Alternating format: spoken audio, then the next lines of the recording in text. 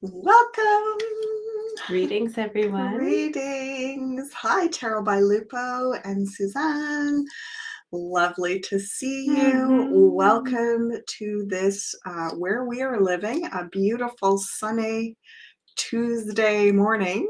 Sunny Tuesday here. So lovely. So lovely.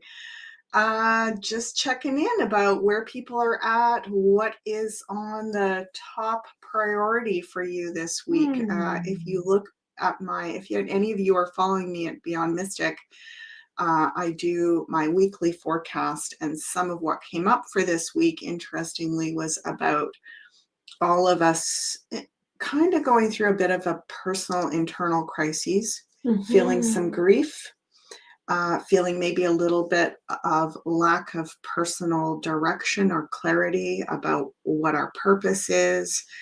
Hi, Ethan, Colleen. Hello, Colleen. Yeah, Hello, Ethan. just feeling, and maybe even some sadness, and noticing the tendency this week to focus on maybe some morbid things and want to escape.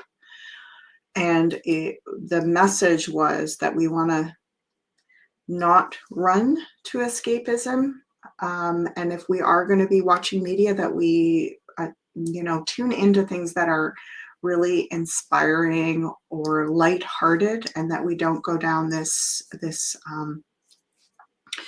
energy drain, because there's quite a lot pulling us in that direction this week. So yeah, the air has been heavy all around all of us this week.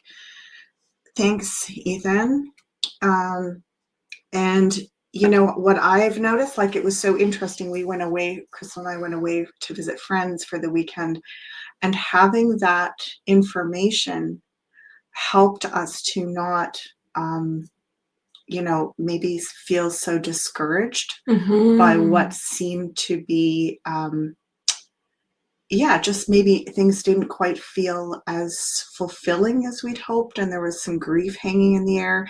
And knowing that that is to be expected this particular week, it really helped. It helped me a lot to not be hard on myself or feel like I must be doing something wrong. And also, I feel to not try to create too many stories around it, not to go down to what does this all mean and why am I feeling like this, and to just allow the honoring that grief and heaviness can be present in all of us at times, and that we don't have to create a lot of narratives or attachments to it. That I practice, the Ho'oponopono prayer, or when these thoughts come in, instead of going down rabbit holes with them, I just say thank you and let it go. And just simply saying thank you and let it go. Thank you, I let it go seems to really help me, rather than just being like trying to get rid of it. I thank it first and offer gratitude for that it has a purpose in this time, but that I don't need to get too attached to what that might be or what I'm supposed to do with it. And we were talking about last night and this morning, a little bit came up in conversation about the importance of humor. And it's not about saying, oh, we don't care. We've gone to a point where we're just escaping or spiritually bypassing or whatever. We just don't even care about life anymore. Nihilism, right? We're not at that. It's not about that. It's more about being in that zone where you see, if you can look at things the way comedians do, they point out really obvious, really, really poignant, important juxtapositions and realizations. But it's done in that element of humor, like, oh, isn't this just so curious, the way things stack up, right? The way it's like there's is somehow with the most extreme things in life, there's always some sort of strange riddle in it all, and you can find the humor in that, and it helps you to see, just to not quite take every little part of it so seriously. Like, we have to be able to laugh at ourselves. We have to be able to laugh at our own folly, at the bizarre overall human experience of having so many incredible things. Like, I think we could do a whole comedy show just on like how many super intelligent, highly developed people there are at, lower levels of organization, just even in small group organizations and stuff like that. And if any of our governments took some of those models from small group process, even some effective small business models, and applied them to the larger context, it would be so much of an improvement, right? Like, it's just like our leaders and this centralized power dominant system, they're almost like, we talked about this over the weekend, they're just so far out in terms of who would want to step into that position of having that much power and control. It attracts a certain kind of frequency and a certain kind of energy, and it's almost comical to see how just how obvious that's becoming, right? It really points out what I was saying there when we were talking about that is that it really points out the frequency of the systems that we're using when we see who steps into leading them, right? And that they're going to align with that frequency of the system that is being in place, or the underground systems that are running there. It's almost like I'm seeing like this image of a huge juggernaut or something, and it's like, who's going to drive that? It only can last for so long, and it's going to crash. So who wants to like take something like that on? Maybe we all want to imagine not designing systems like that are just so flawed from the onset. Like, they just don't have sustainable long-term potential for healthy growth. It's just this yeah. Anyway, that's my musings for the morning. All right. We've got first question here from Susan. I know. It ain't over till the fat lady sings. Are the rings of Saturn involved in this somehow? What is the saying all about? Yeah, so Susan down a little further said, the saying, I mean, what does it mean? Yeah. Okay, so you go ahead and shuffle, Crystal, because we'll see if there's some kind of like deeper meaning to this. There's always something in the riddles. And again, there is a little bit of very politically inappropriate comic relief here as well, right? And what I recall, it feels to me like this goes back to some sort of historical event with, I don't know if it was either inaugurations or maybe it was large sporting events. I don't know. But there used to be this thing where a large lady would sing, the anthem. And that was sort of the end of things, or I don't know. Anyway, people chime in with me. Yeah, that one, please. Let me know. I don't really know a lot about this, so let me know what you know about it. Okay. Okie dokie. Let's have a look. What does this saying mean? We've got a few questions really popping up. That's awesome. You guys rock. Rock, rock, rock. Rock around the clock tonight. All the sayings are popping into my head now. Just talking about sayings. Okay. Sayings and songs. Interesting. Yeah, I feel like there was a person. I feel like there was an actual person at one point. But did the saying get modified and tacked onto something to do with the rings of Saturn? Will you lay two more cards down here? Yeah, I feel like, there's the statement got hijacked to relate to Saturn is what I'm being shown. The portals from Earth to Saturn rings have been cleared and we need to hold the light.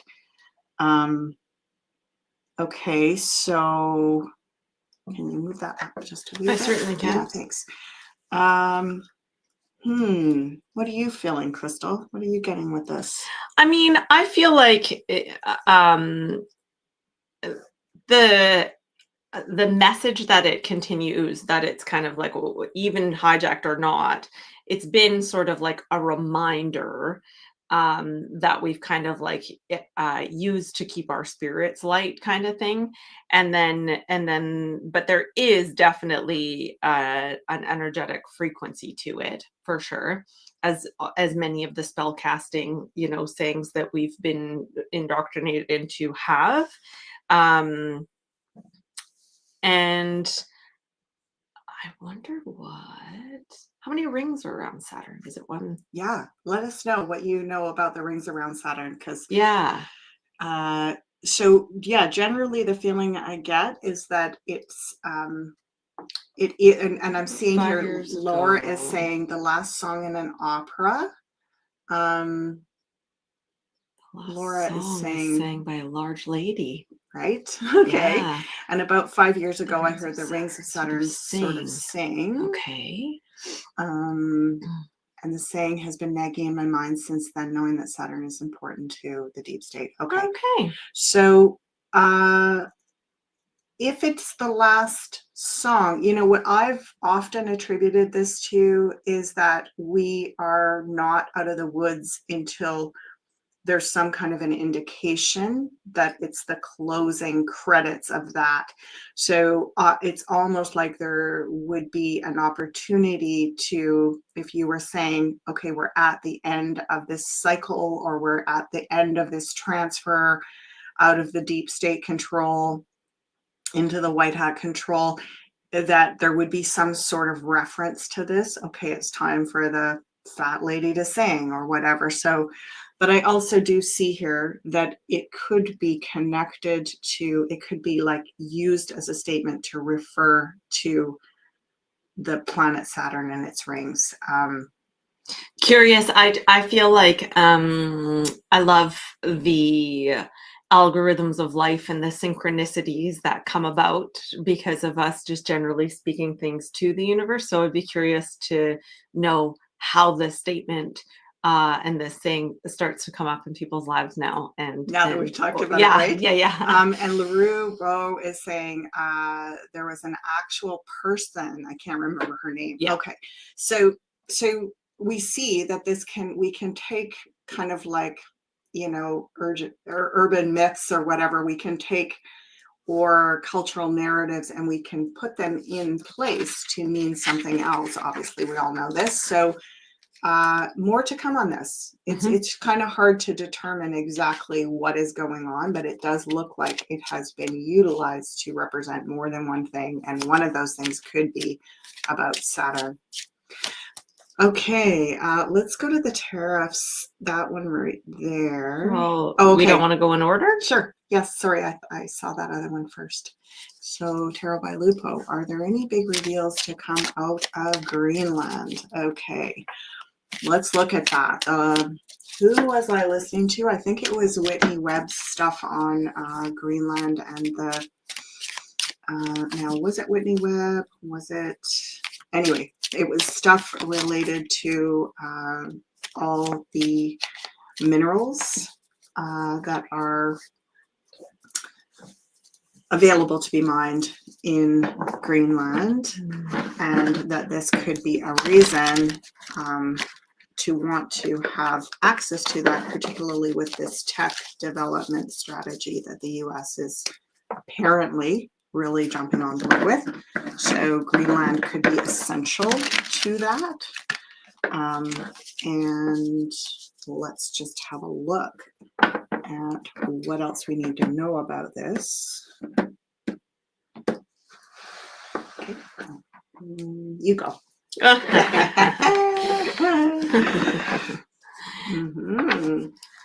Any big reveals to come out of Greenland? Okay. Oh my. Wow.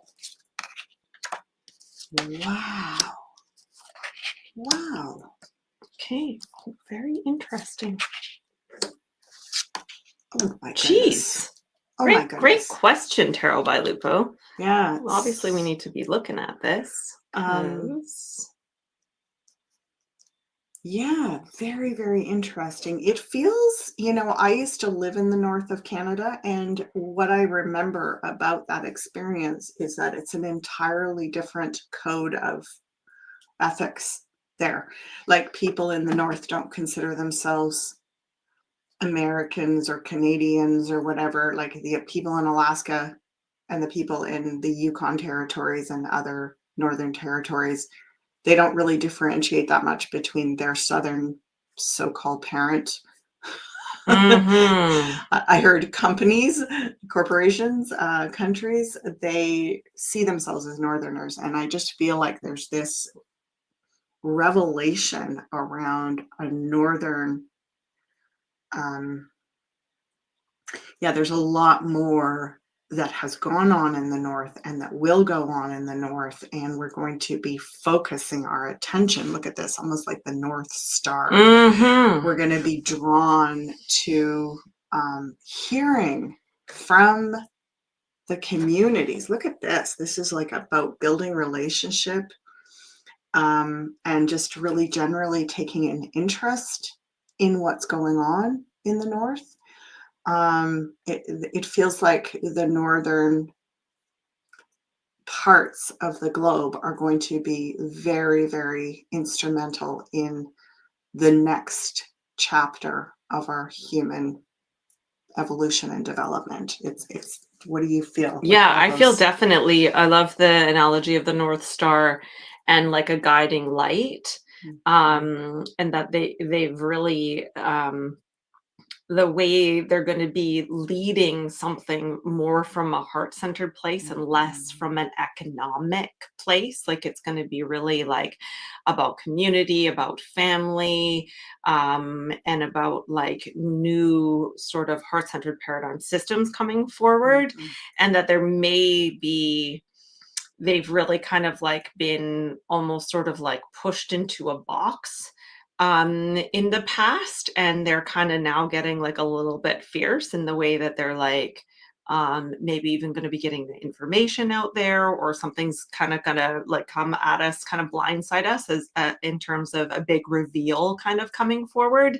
And it's going to really make people think, it's going to really make people analyze their own realities and re-strategize kind of like how they're going to be doing life kind of like going forward. And I think that Greenland could really lead by example, Yeah, big I, time. I agree. And yeah, it's just so interesting, right? What I'm seeing with this is that they're not new to this exploitation game. Hmm. Like, the people in the north, that's one thing that they have had commodification of all of their resources. This has been going on for literally even centuries. Like, they kind of are used to the reality of people don't come up here unless they want to take something from us. That's pretty normal. Like, that's how they see the outside world. And I have to say, that was the attitude when I lived in the north. It was like, oh no. And you may find that other northern communities, like Alaska, like all the northern territories of Canada, even the northern territories in Europe, like, northern communities are going to be like, oh no, we are our own entity. Hmm. And we're used to, every time you guys come knocking on our door, you want to offer us something. We don't need what you want to offer us. We don't trust you. And this leads really beautifully into the next question. Will Canadians be able to become private citizens of the maritime law? So it's like I Maritime, feel yeah. like these places like Greenland and the northern, um, they're really, like mom said, stepping towards that private citizens, free people. Like they're going to be able to embrace that, I think, and be leaders of that way and lead by example, and how we can step into that as well. So let's look at this next Yeah, really, question. I think bottom line for me around this is not easily have the wool pulled over their eyes. They Yeah. are they are so, like I said, you can spot it a mile off. And interesting little quick side story: when I lived in the north in this remote community, they had their own, justice system. I mean, there was there was police present in the region, but they left all of the jurisdiction around dealing with criminal activity to the local people. because local people dealt with it really, really well, and they could spot it from a mile away. Because if you have a sovereign community that's, lived and worked and evolved together for literally decades, even centuries, everybody, their background, the troublemakers, they get dealt with internally. So this scenario that I experienced, I mean, it was quite a number of decades ago now, but I experienced a drug dealer came up north and with a,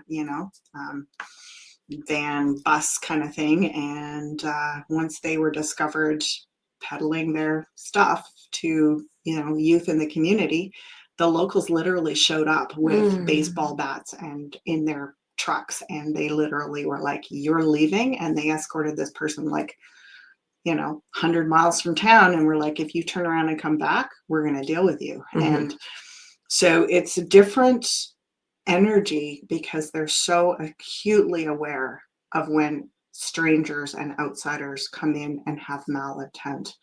So I think we're going to hear more from the northern communities, as Crystal's saying. And I think it's going to be a positive, ethical kind of new direction of how not to get they're not easily swayed by the sweet talk. Definitely not. Beautiful. Okay, I've shuffled a bit on this next question. If you want to go ahead and... Private citizens free of maritime law. Lovely, right? I think we're working in that direction. It's definitely a work in progress. It's interesting that it comes a lot back down to personal value, which is something that I think we're going to be hearing and talking a lot more about. And that is determined, middle, please, not just by, certainly not by what you have, not by what you own. It isn't even necessarily determined by, what you can do. It is, there is value in the gift of life. There's value in the human experience of life. Ooh. Look at these cards. Holy. I feel like this is actually going to be really big on the agenda in the next couple of years. Coming into, Pam Gregory talks about this year, we're going to be figuring out what it is to be a human being.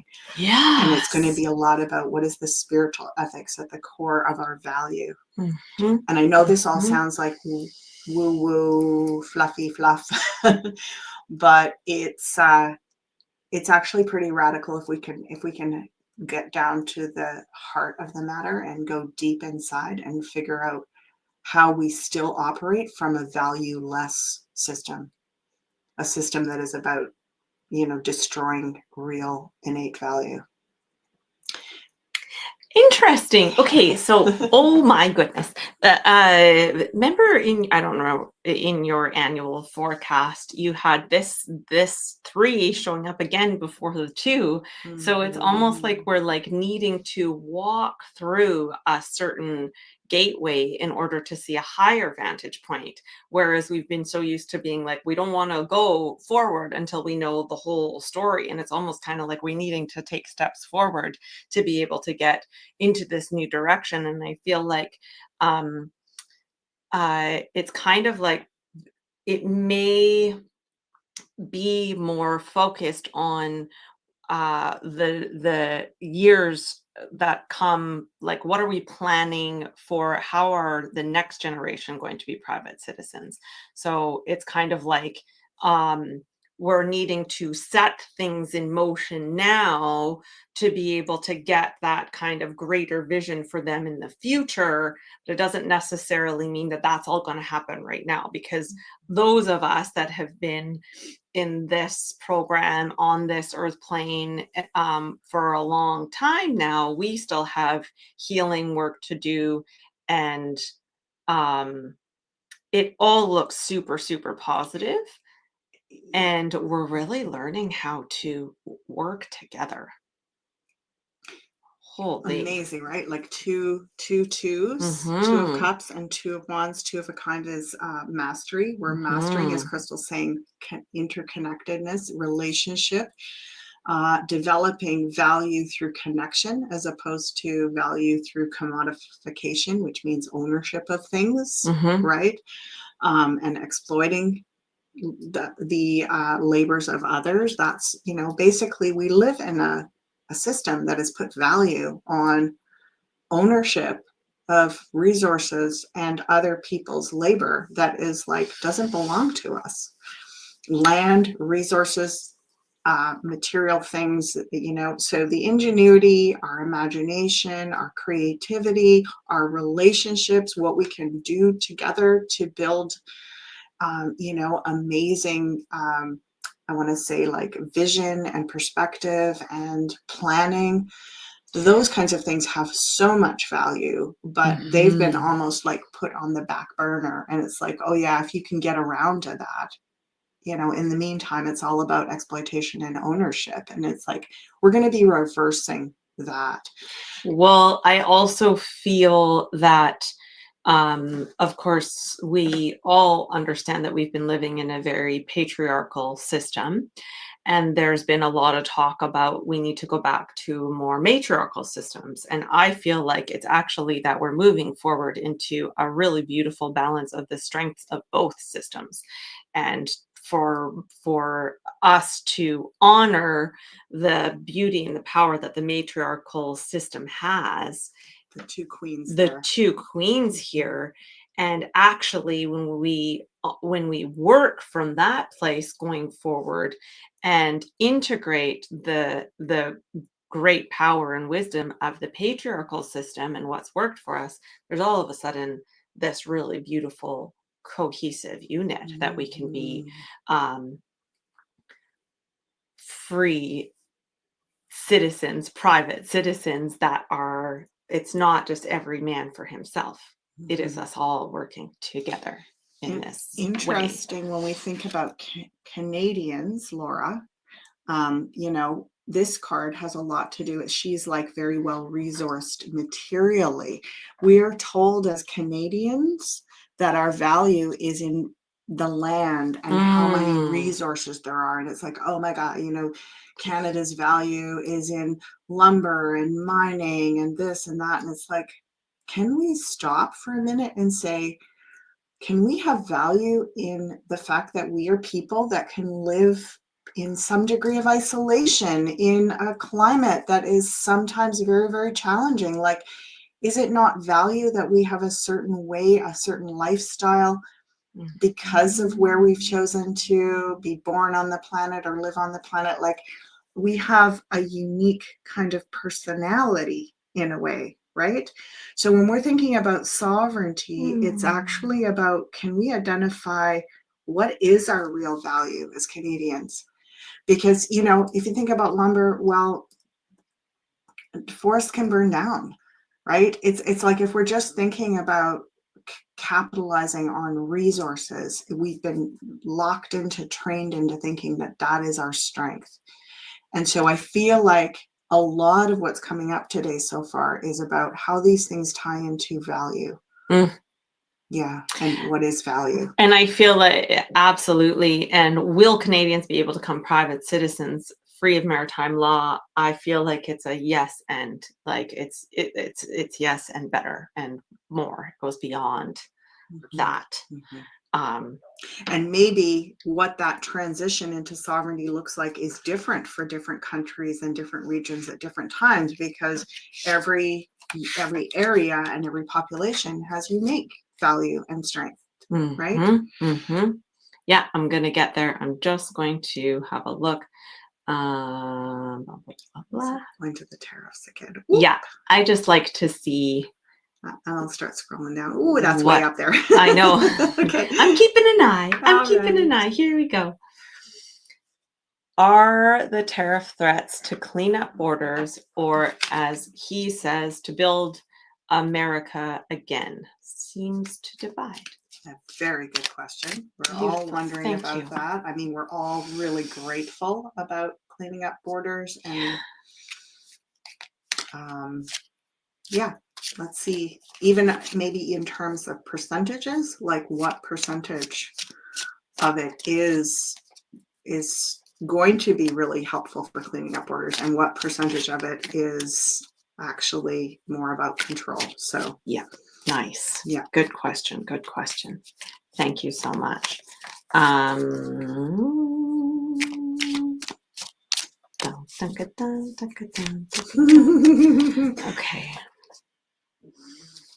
Yeah, I love it. Mhm. Go ahead, Mama. This one right here. There we go. Thank you. Thank you, everyone, for being here.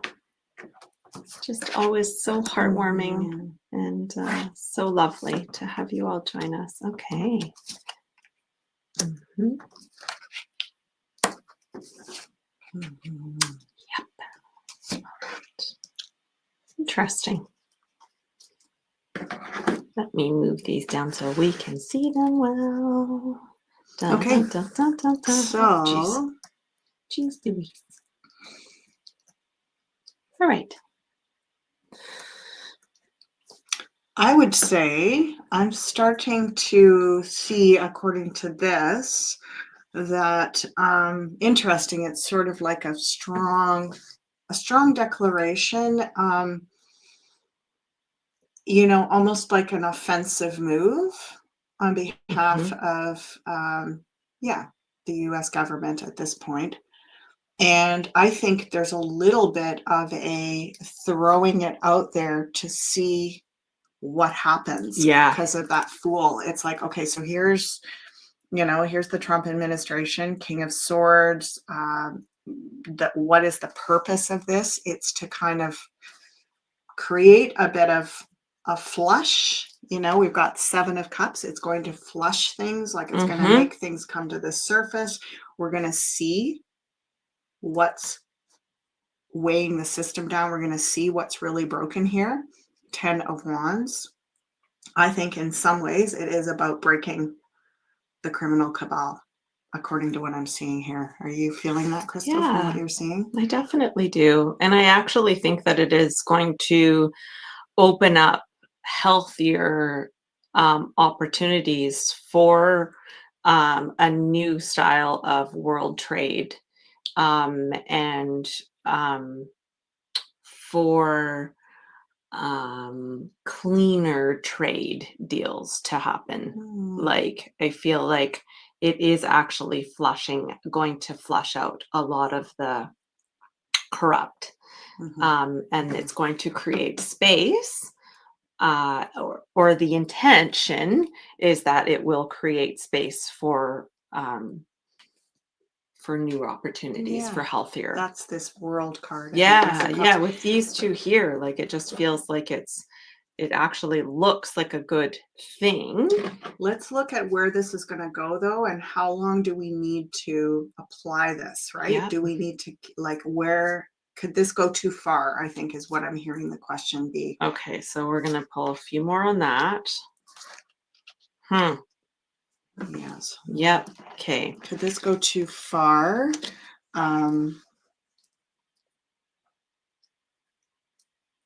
Yeah, in some ways, okay, just to be aware of this, it might drive the criminal cabal deeper, right? Look at this. More underground. And okay, so it's kind of like when we talk about the 15-minute cities, and that it's like there's going to be people that really works for, and we're going to be here on a certain level and a certain frequency and doing our thing, and it's like there's going to always be darkness in the world, right? And we don't necessarily want to condone that there is going to be cabal, and that, but I agree with Mom that it definitely may go underground, and there's always going to be dark underbelly in our reality.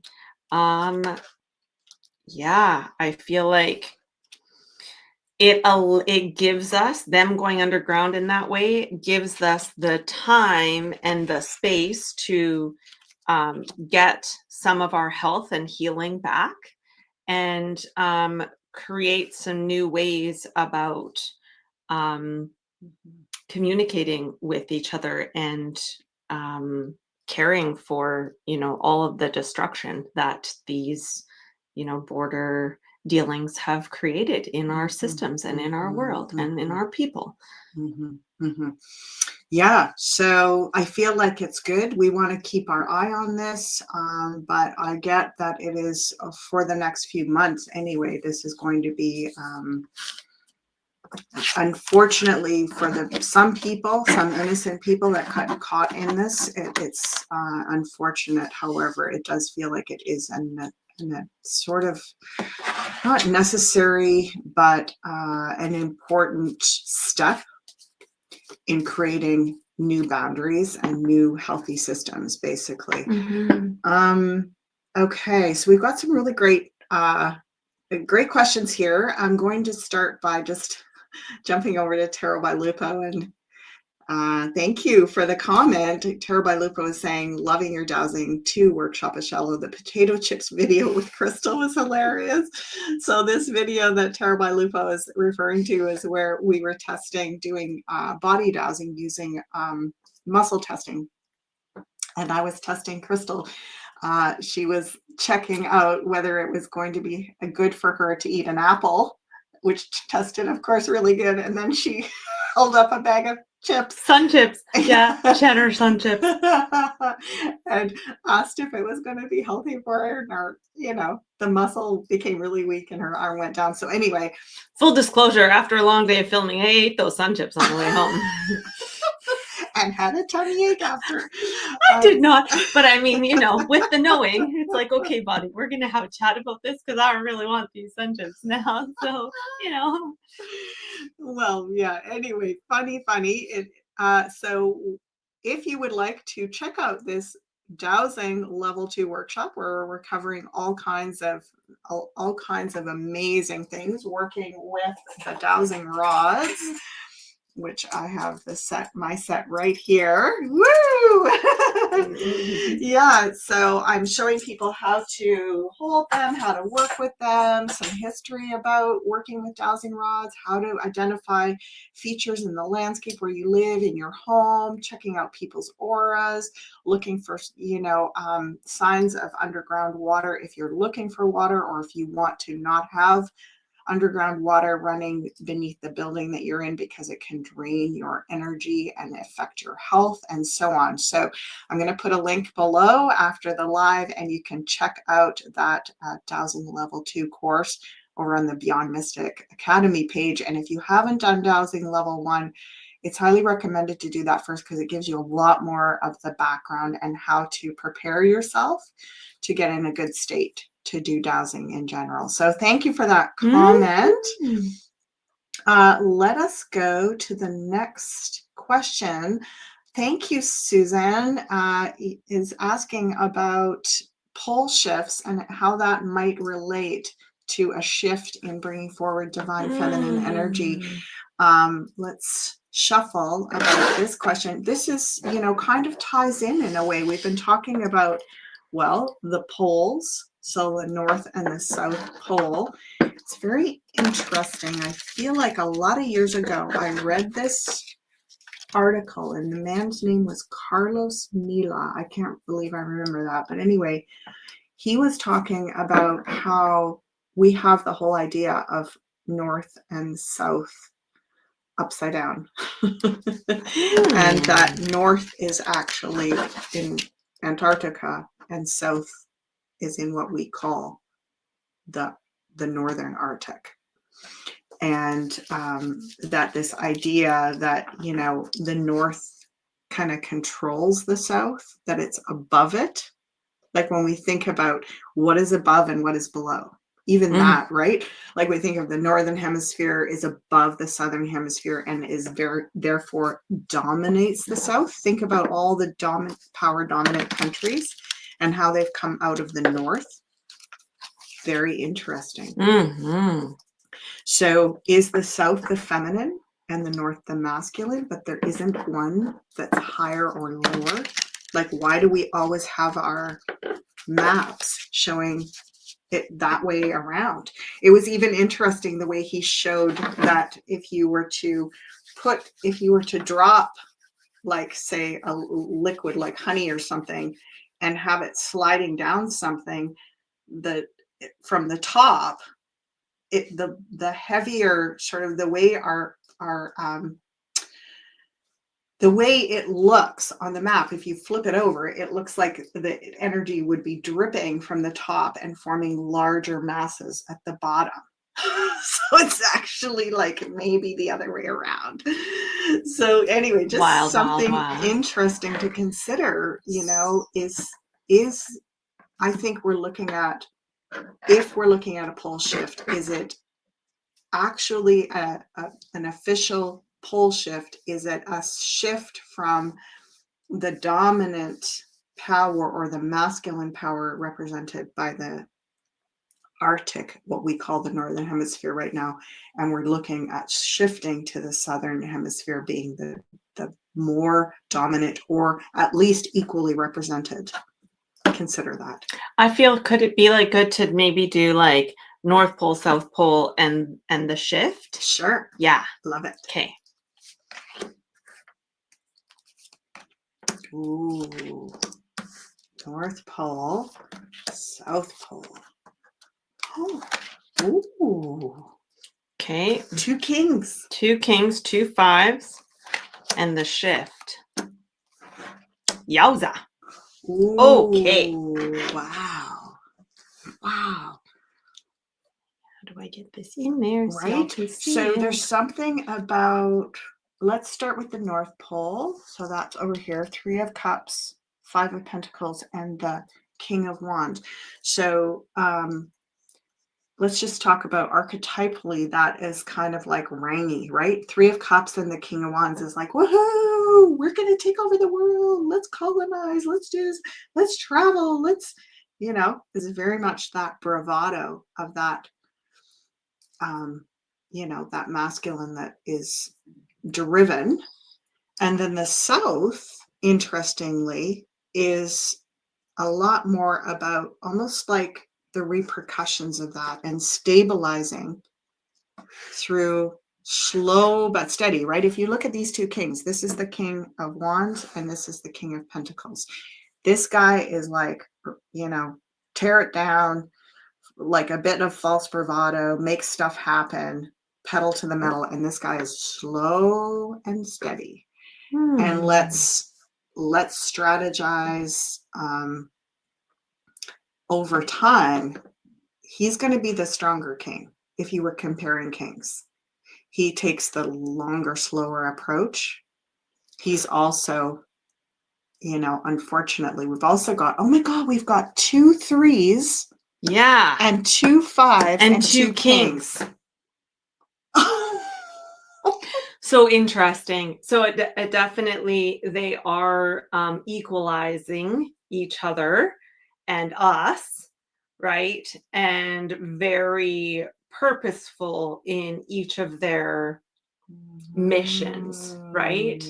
And interesting how the question was to shift into divine feminine energy, and we got the 2 kings that are controlling the poles. So it's like, is there that purpose right now to have it be the masculine energy that the poles are, which is that really like, if you think about a pole, which is that really kind of like, like literally the technical term, pole, like this, right? like, maybe the poles are really always going linear, to be upright, different versions of the masculine. Yeah, and that it allows the great feminine, which is the earth, to have its journey and have its rotation and have its whole experience by being really steadily the held. equator, the equality, the midpoint, the one that holds the middle, right? So you heard it here first, folks. Put a comment down there. This is pretty radical new stuff. I don't know if anyone else is talking about this, and this just emerged as a result of Suzanne's question. Thank you so much, Suzanne. Always with a beautiful question. So the shift finally, like, so that's so incredible to see. And then we have 3 major arcana in terms of like, whoa, like, if there's a shift, it's like whatever the poles are meant to be doing right now is very deeply spiritual and purposeful. And think about shifts, right? Transition. This is, it's going like the transition of shifting even from this focus, which is the, let's just call it that Southern Hemisphere focus, which is, it's almost like these guys went on a big rah ha ha. But then everybody ends up in the end. It's not a win-win situation. Everybody's like, 5 of Pentacles is like, okay, there was a lot of promises made, but the delivery of the goods isn't forthcoming. So we're all a little bit left out in the cold here. And so the shift to this is going to be, it's going to be a lot more. The proof is in people aren't going to be as easily, you know, led. They're going to want to see proof of things in the material realm. So we're going to be maybe even shifting the balance of power into the Southern Hemisphere. So that is very interesting. And the transition, whether it is an actual flip of the poles or just a shift from the focal points and the priorities, that transition is going to be a little messy. Yeah. It's going to be a little painful for us. The moon, the devil, and the judgment. But it, you know, if you're already kind of personally on this trajectory about looking at things like real world value in terms of resources, resource management, that isn't about, you know, overextending, overspending. This is a lot more like taking care of the basics first and planning in a lot more of a slow, steady way. You know, this is interesting. Even I remember reading about the spiritual shift from the spiritual sort of holy places being from, you know, the lands of the Himalayas and Tibet and so on, where there's so many holy traditions, and that they're being shifted almost like on the polar opposite part of the world, which is the southern, like South America. And so from north to south, and from, let's see, is it east to west? Anyway, there's going to be this big shift spiritually as well. So stay tuned for all of this. Indeed. Indeed. Yeah. Okay. Let me just double see here. We could answer one more question. Are these cabal, Colleen, all these cabal? Okay. Sure. Let's look at that. I mean, when we looked at Greenland, I didn't really look at it, but we can look at the... Well, yeah, I think we can look at, are the cabal hiding out in Greenland? And also it kind of connects to this question about will the cabal be running to us as the U.S. deports? I think we can look at both of those, and those can be our closing. Hurrah! Just a little light closing question here. Question or two. Cabal, cabal, da-da-da-da-da. I don't know. We're not really making fun of it. But not at all. You gotta oh my sort gosh. of laugh about this stuff too at some point, right? Susanna's making some laughing faces. Yeah, I'm allowed to be silly with it. Sometimes it feels like so ridiculous that it does feel like a big old joke, doesn't it? Susanna's saying, yeah, I heard that too. Everything is upside down. Right? The inversions. So let's go back to this. Okay. Here you are, Mother. The cabal hiding out in Greenland. Loved your dazzling workshop. You're such a good teacher. Thank you, Linda. I really love teaching, and guess what? There's a lot more to come. There's so much. A lot of stuff. She is a great teacher. She's been my great teacher in this lifetime. So let's look at Greenland. Maybe 3 cards, Crystal. Did you separate? Yeah. Got to keep them separated. Okay, let's have a look. 3 on, are these members hiding out in Greenland? Wow. Okay, very interesting. I feel like I want to put that there, and can we get 2 more Okay. down here? Interesting, because that came up in Greenland before. 2 10s. And 1 more. Oh, yes, ma'am. Mm. Very, very. We got to look at this for a minute, folks. I'm kind of curious to look at what we need to know about Cabal in the first place. All right. Okay. King of Wands. Oh, we've got 2 10s here. Let's start with just doing some math. 2 completions. They're good 10s too. They are good 10s. Yeah. So, I think that they may have been, and whatever this focus. Now, when I say they, I'm getting like 10%. So, I mean, it's not a huge population there anyway, right? What if the ones that have gone to Greenland are Cabal whistleblowers Maybe. that have Maybe. information, or that?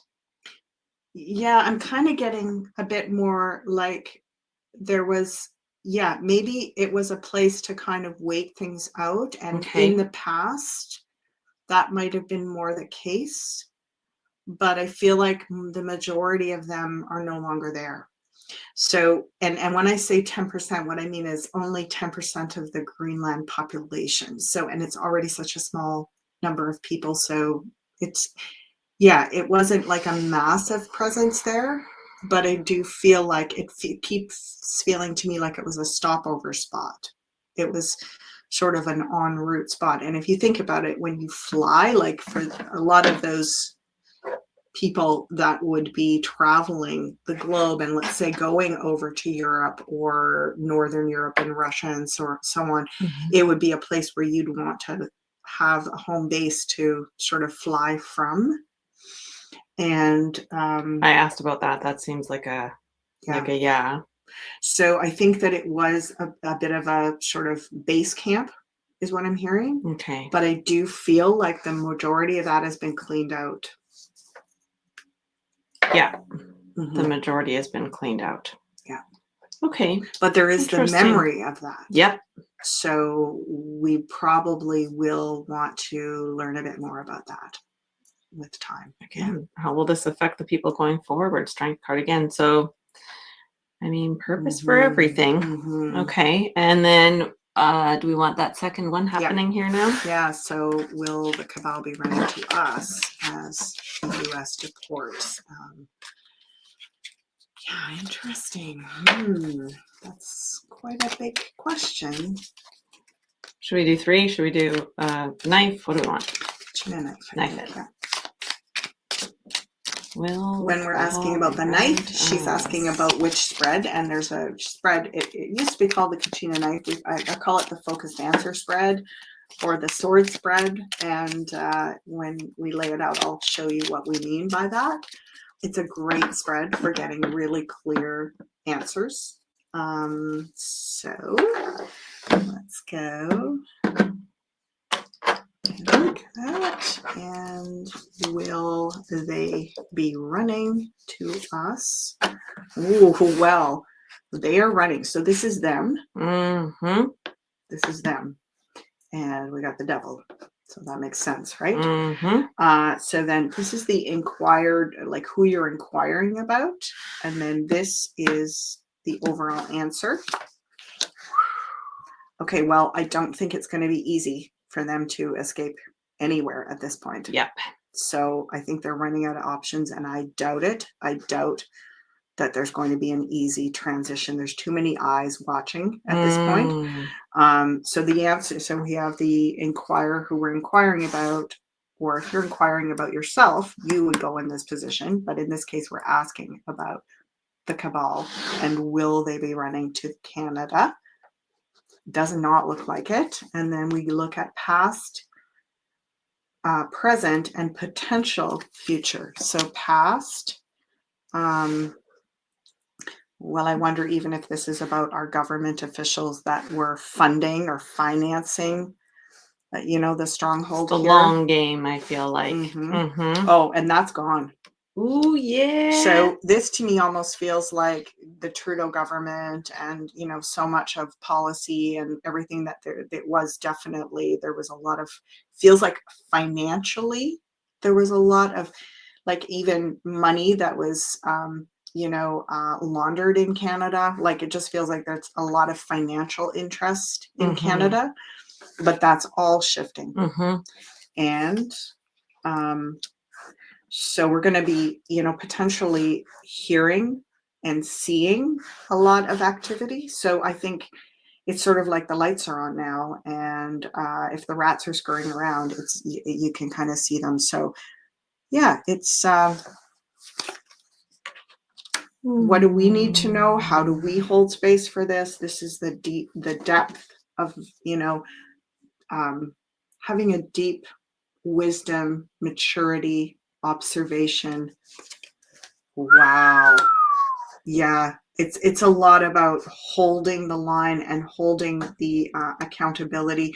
This is keeping the upper hand, so to speak. It's keeping control and not letting them get in, basically. So I think we're going to see whatever's emerging here in Canada. It has the strength to. Yeah, there's some great leadership stepping forward, I feel like. And this kind of like puppet show that the cabal has been running here is it's crashing down. Yeah, and we're making space for there's a lot of people that have been really hurt by it, our worlds have been really it's really affected our beings. There's no two ways about it. Yeah, and from materialism to spiritual, I love Suzanne saying that, and it's interesting because we have to also, like, a lot of it is going to get played out in the material realm, because that's where we see the evidence. It's like when we used to always say, follow the money, right? Like you can see the evidence, and that's a place that you can apply the new restrictions, the new, it just feels like we are. They run to Canada, no restrictions here yet. Okay, so adding to that question, will they run to Canada, no restrictions here yet? I think there are restrictions here. I think so too. I think that's what we're seeing here, yeah. is that they are here. Version of the North and South, I find it an interesting parallel that cool. We have just an interesting little side note here. Let's close this up and chat about this. Yeah. Ethan is saying, speaking to the inversion of North and South, I find it interesting parallel that the Bagua in Feng Shui places South at the top and North at the bottom. Isn't it so interesting? Now, speaking about the Bagua and Feng Shui, I have my dear friend Charlene coming on tomorrow. We've got to make a thumbnail for the live. We're going to be going live on the channel tomorrow at 10 a.m. Pacific, which is an hour earlier than what this live was this morning. So wherever you are, if you tune in an hour earlier, we're going to be talking about this upcoming year that really is starting this week, which is the year of the snake. Charlene is a masterful Feng Shui astrologer, Chinese astrologer, and dowser, and she's going to bring her information that is so relevant to where we are right now and working with this energy of the upcoming year of the snake. So you'll see that. You'll get a notice. You'll get a notice about that later today, and you can come on and join us tomorrow morning. And until then, I wish you all blessings, everybody. Have a beautiful week. You can find me live with Meg Moonbeam this afternoon. It's at 4 p.m. Pacific, which is 7 p.m. Eastern time. And I look forward to seeing you all there, possibly even at my Intuition Friday show with Penny Kelly, and also, of course, at my weekly forecast psychic tarot show on Beyond Mystic. So sorry tarot by Lubo, no F-bombs. tonight. Yeah, right. I just love you guys. Oh, yeah. It's such a delight to share with all of you, and I love looking at your comments. We'll go in after and just read over the comments and have a good chuckle and just feel the warmth in our community. Hello, Delberta. Lovely to see you on here. I was just thinking about you this morning. So, oh, you'll have to come on a little earlier, Delberta. Come on next week at the beginning and put that question up. We'd love to look at it. Yeah. Blessings to you all. Right, all. everybody. Have a lovely week. Have a lovely week. And we'll see you here soon.